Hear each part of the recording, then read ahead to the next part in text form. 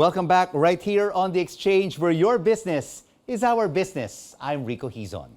Well, the days of the mandatory use of face masks and COVID-19 tests for travel is no longer needed in most places. How are Filipinos responding to the call of revenge travel or relief travel in terms of bookings? We now have an exchange with Klook General Manager for the Philippines and Thailand, Michelle Ho. Michelle, great to have you with us on the program. With Shalimir and, of course, Bob, we've been talking about Thailand and the Philippines. In terms of bookings, how large is the gap between number 1 and number 4, Thailand and the Philippines? Well, first of all, Rico, thanks for having me. You know, revenge travel is definitely in full swing nowadays. We're seeing that more and more Filipinos are taking advantage of this renewed sense of freedom to travel. And we're seeing that our bookings, at least for Klook Philippines, have continued to increase. In April alone, we've posted about 50% month-on-month growth rate versus previous months, and we expect that to continue well throughout the year. Now, you know, it's very encouraging, I'd say. Relative to Thailand, obviously, that's heavy on the inbound. Yes. You know, as a market, we're seeing that as of end of May, we have posted about almost close to 10 million arrivals for Thailand globally. And a lot of the top markets have included China, Malaysia, and other Southeast Asia markets. So definitely, you know, there's a lot of potential for Philippines to draw as many tourism expenditures and tourism arrivals in our country. What kind of issues do travelers say about the Philippines? Why we are lagging behind the leaders such as Thailand, Singapore, and the likes of Vietnam and Cambodia? Well, there's definitely a lot of issues right now on connectivity. For one, the flight capacities have not gone back to normal level. And so that really has to accelerate for us to see the influx of arrivals to come back to the same level of 2019.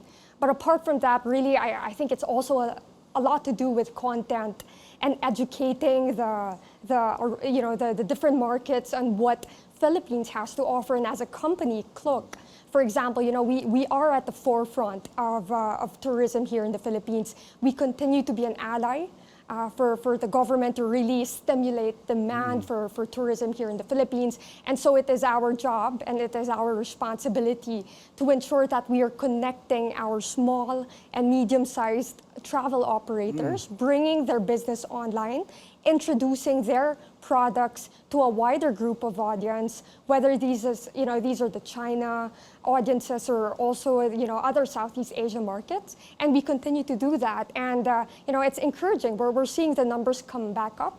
Yeah. And we hope to see that until end of year. There really has to be a collaboration, no? Exactly. Among all stakeholders, synergies for us to move forward and grow in the tourism sector. But for Filipino travelers, I've seen your website. You offer a lot of products. Where do Filipinos usually like to go? Is it staycations in various hotels, in various cities, ecotourism, shopping, going to the beach? Well, Rico, it has definitely evolved over time. So now that you know, the markets have opened up, fully reopened for leisure travel, we're seeing that domestic is very much still strong here in the Philippines, but at the same time, other countries within proximity to the Philippines, like Japan, for example, during the cherry blossom season back in March all the way to April this year, you know, we saw a 45% increase in our bookings versus the same period of pre-pandemic levels in 2019.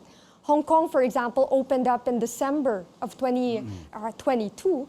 And we've seen that every single month we're posting a double-digit growth for Filipino to Hong Kong travel. So, you know, this is really great for us. We're seeing that slowly it is going back up, and that Filipinos are indeed looking to travel a lot more within Asia. All right, Filipinos, of course, can travel visa-free to ASEAN nations, visa-free as well to Hong Kong, but of course to the North Asian countries.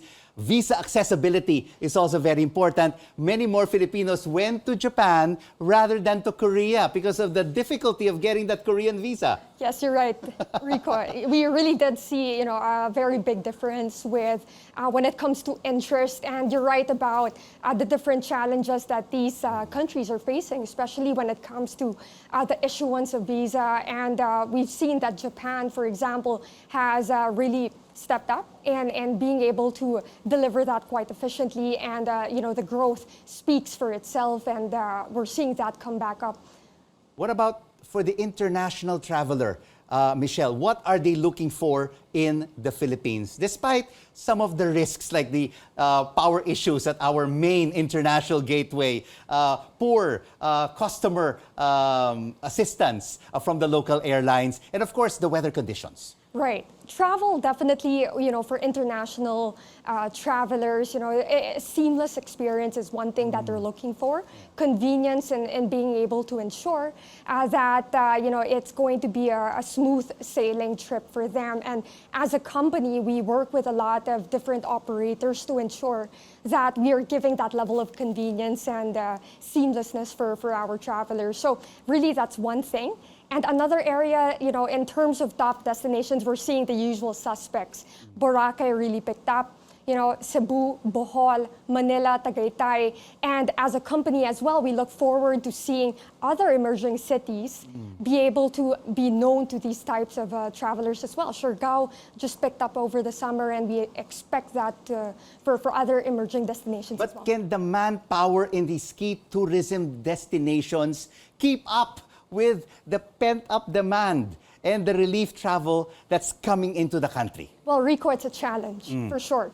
It was hard to tell really how the recovery would unfold, and so it's a catch-up game even for operators to ensure that they're staffing up quickly to be able to meet the natural demand for these destinations. And so, digital transformation is one way of being able to accelerate that level of transformation that we need to be able to make products more accessible and convenient for our travelers. And the openness to be able to connect digitally is there. Is it important, though, for the international travel, the digital transformation, the digitalization of a country when they decide to pick a country where they will spend their tourism dollar?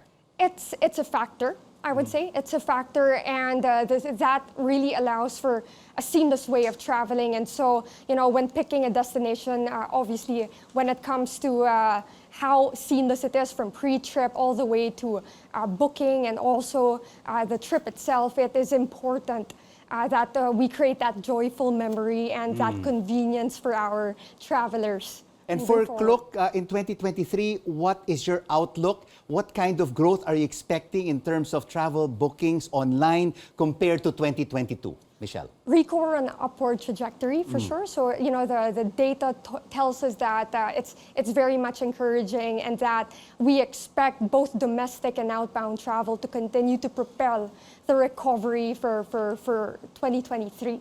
So, we're seeing the bookings pick up, and we expect that to continue until end of year. Michelle, thank you so much for your insights, and thank you so much for this relief travel booking exchange. Klook Philippines and Thailand General Manager, Michelle Ho. And before we go, here are words from the late American celebrity chef, Anthony Bourdain, on traveling.